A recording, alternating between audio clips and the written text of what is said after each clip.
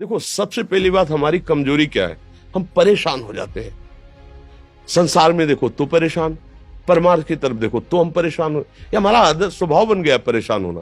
थोड़ा सा धैर्यवान बनो, गंभीर बनो। कोई इस भारी से भारी विपत्ति में परेशानी स्वीकार करके विपत्ति से थोड़ी निकला जाता। सुलझो, ठीक है, ये विपत्ति आई, समस्या आई, इसका समाधान होगा। ऐसा थोड़ी कि हमें नष्ट कर देगी। अगर अभी हमारी बड़ी हानि हो जाती है, हम कल इससे बड़ा लाभ प्राप्त कर सकते हैं। हमको एकदम बिल्कुल गंभीर रहना है, इतने कमजोर नहीं बन जाना।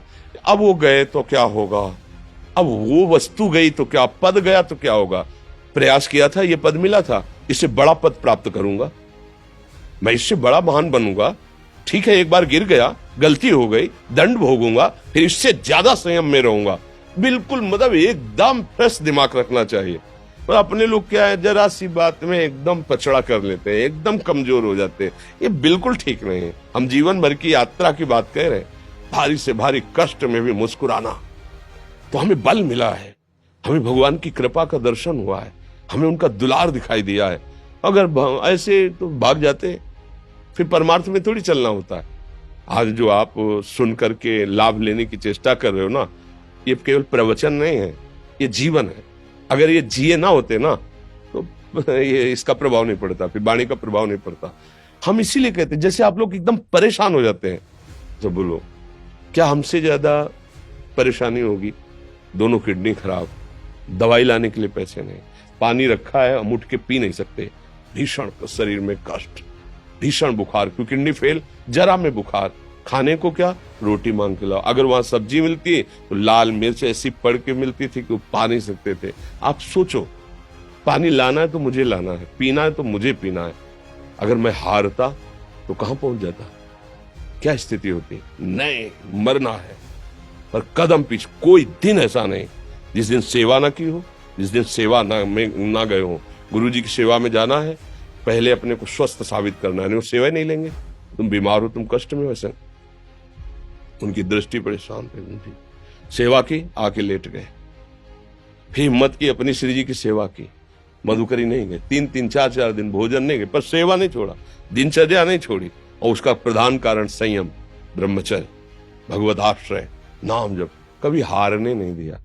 अभी भी थोड़ी देर बाद डायलिसिस शुरू होगा, हारने, आपको हारे हुए नजर आ रहे हैं। शरीर में पीड़ा है, किडनी फेल है, ऐसा थोड़ा हम स्वस्थ बैठे हैं, पीड़ा है, बार बार प्यास लगती है, थोड़ा थोड़ा पानी मिलता है, लेकिन हम आनंदित हैं, हम प्रसन्न हैं। हम लड़ाई में हारे नहीं हैं, ना हारेंगे, हम जीत चुके हैं। हम अपने मालिक के भरोसे में अपना संवाद, तो वो ये हम अपनी बड़ाई नहीं बता रहे, हम आपको बता रहे समस्या। सोचो, तुम्हारे पास तो माँ है, भाई है, बहन है, परिवार है, कोई ना कोई तो है ना। मेरा किसी ने कभी जीवन में ध्यान भी नहीं दिया, क्यों? बचपन से बाबा जी बन गए, किसी से प्यार नहीं, किसी से संबंध नहीं, कोई जानकारी नहीं, हम कहाँ हैं, वो कहाँ है, किसी से कोई मतलब नहीं। अच्छा, जवान साधु कौन श्रद्धा करे?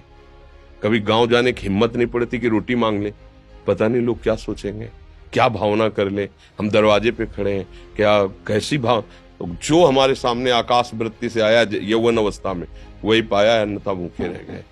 जब हम हर समय अपने को विवेक के द्वारा सावधान रखे, तो हम कभी निराश नहीं हुए, कभी उदास नहीं हुए, कभी ऐसा नहीं लगा कि यार हम दुखी, कभी नहीं लगा। उसी का फल है कि उस सुख का संकेत मिल गया जहां दुख की निशानी भी नहीं है। वही उसी के बच्चे हो, हम सब उसी धातु से बने हुए हैं। हम इतना क्यों परेशान हो जाते हैं? हम ये देखते हैं, अपने लोग थोड़ी बात बिगड़ गई परेशान, नहीं बिगड़ी तो बिगड़ जाने की संभावना में परेशान है। आज सुख है, लेकिन कल सुख छिन जाएगा, तो हम आज के सुख में सुखी ना होकर कल के दुख की आने की संभावना में हम भयभीत हो। मतलब क्या हमारी सोच रह गई? हमको इतना बलवान बनना है कि सुख और दुख दोनों हमको छू न सके। भारी से भारी सुख की व्यवस्था है तो अहंकार नहीं, हर्षित होकर किसी का अपमान न करे कि हम धनी, हम पदाधिकारी, अमुक। भारी से भारी दुख आया तो हमें किसी के सहयोग की जरूरत नहीं, हम फिर अपने कदम बढ़ाएंगे, हम फिर जुड़ी हुई अपनी भावनाओं को सजाएंगे। मस्त जीवन, एकदम तुम अविनाशी के बच्चे हो। शेर का बच्चा भेड़ों के बीच में फंसकर म्यों म्यों बोल रहा है, बस अगर दहाड़ना सीख जाए तो कोई भी उसे परास्त नहीं कर सकता। ऐसे भगवद अंश, तू प्रपंच में फंसकर अपने को इतना दीन क्यों देख रहा है? तू ऐसा है कि भगवान के दिव्यास्त्र में भी ताकत नहीं तेरे को मार सके। तू अविनाशी का अविनाशी बच्चा है। विनाशी भोगों को, विनाशी शरीर को मैं मान के इतना भयभीत, इतना दुख ठीक नहीं। ये सबके लिए, केवल एक के लिए नहीं। आप समझो, आप लोग सोचते हैं हम गृहस्थ होकर भला ऐसी स्थिति कैसे।